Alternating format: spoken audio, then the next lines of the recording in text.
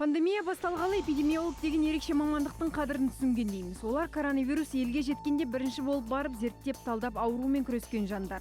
Соңғы 1,5 жылда біз енді жұмыс күннің 8 сағат екенін ұмытып кеттік.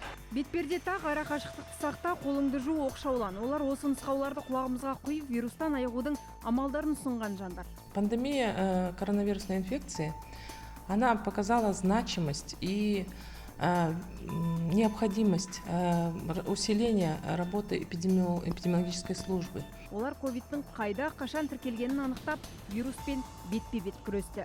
Ол кезде біздің лаборатория ең алғашқы болғандықтан бізге өте қиын болды. Вирус тіркеліп, қауіпті ошақ көбейген шақта оларды тазарту дезинфекторлардың міндеті. Әрдайым қиын бұлындай формамен жүру. Мәселен, жазда ыстық, қыста суық дегендей. Олардың қатары аз, кадр тапшы болғанмен қарапайым халықтың саулығы үшін ауыр міндетті арқалап жүрген жандар. В случае необходимости мы выезжаем для оказания практической помощи в организации и проведении мероприятий.